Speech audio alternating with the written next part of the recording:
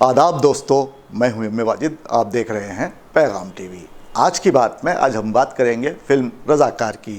دوستو، یوں تو کئی برسوں سے فلمیں عوام کو تفریح فراہم کرنے کے لیے بنائی جاتی تھیں، لیکن ان دنوں لوگوں کا خون گرم کرنے کے لیے فلمیں بنائی جا رہی ہیں۔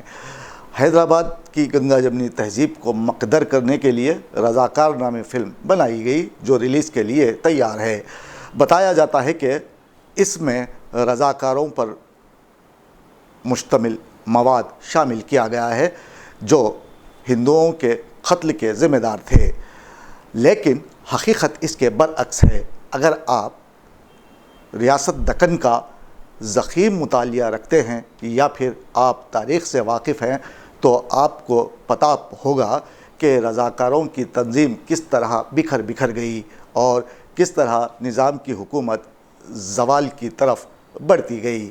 اب یہ فلم کس لیے بنائی جا رہی ہے اور کیوں بنائی جا رہی ہے، اس کی اصل تاریخ کیا ہے، یہ جاننے کے لیے دیکھیے ہمارے نمائندے محمد فاروق کی یہ رپورٹ۔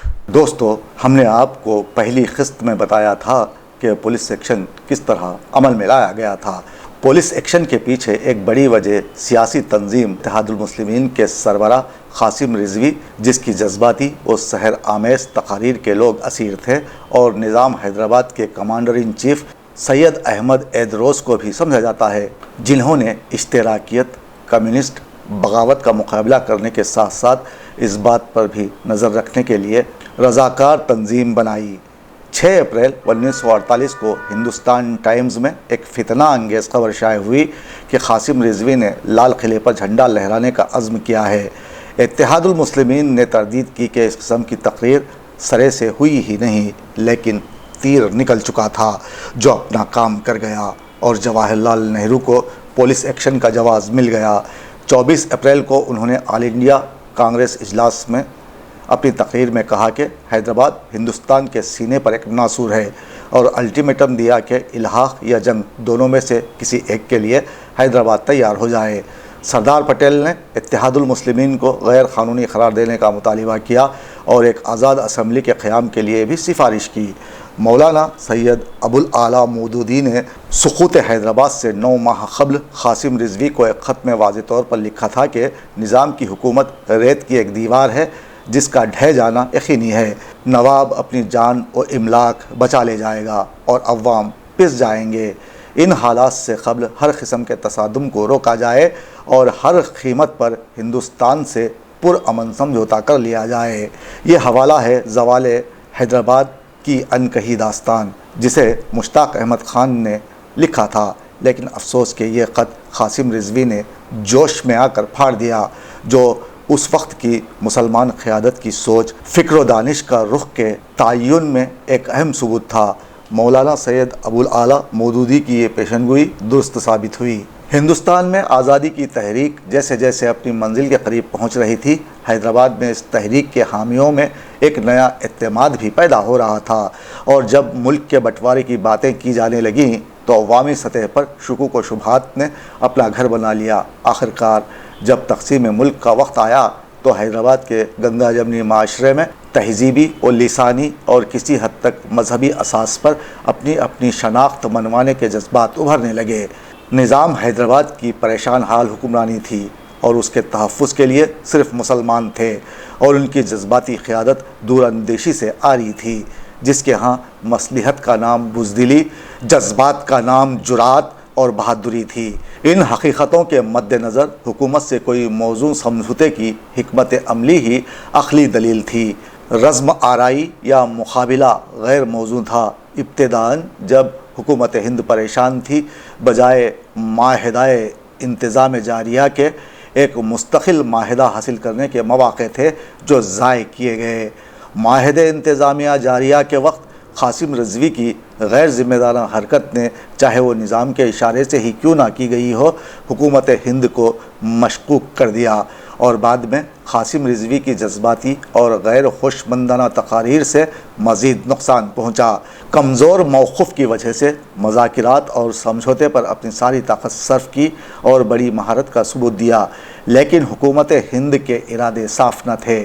وہ حیدرآباد کو مذاکرات میں ہی الجھائے رکھنا چاہتی تھی اور کوئی ایسا معاہدہ نہیں چاہتی تھی جس سے حیدرآباد کی آزادی باقی رہے۔ حیدرآباد نے اس سے واقف ہوتے ہوئے بھی کہ آخری رزم آرائی ہے، جتنی توجہ مذاکرات پر دی اتنی توجہ دفاع پر نہ دی، اور دفاع کی ساری ذمہ داری ایک نااہل اور سازشی کمانڈر پر چھوڑ کر نظام اور خاص کر لائق علی، ان کی کابینہ اور قاسم رضوی اپنی ذمہ داری سے پہلو تہی کرتے رہے۔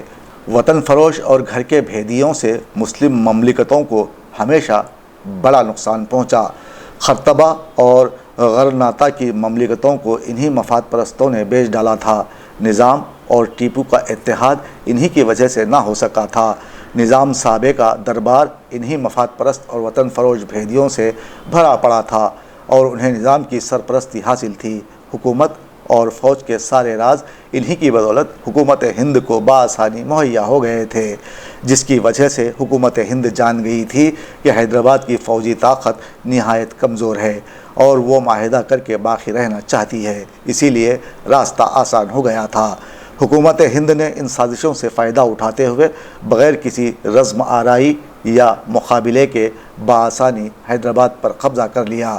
حضور نظام کے اس سجے سجائے دربار کو ان کے مفادات تو مل گئے، لیکن مملکت باقی نہ رہی۔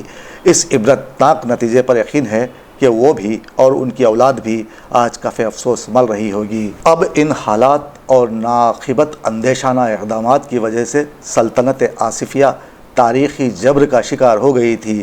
اپنی غلطیوں کی وجہ سے اختیار اس کے ہاتھ سے نکل چکا تھا اور یہ مخالف طاقتوں کے ہاتھوں میں چلا گیا تھا۔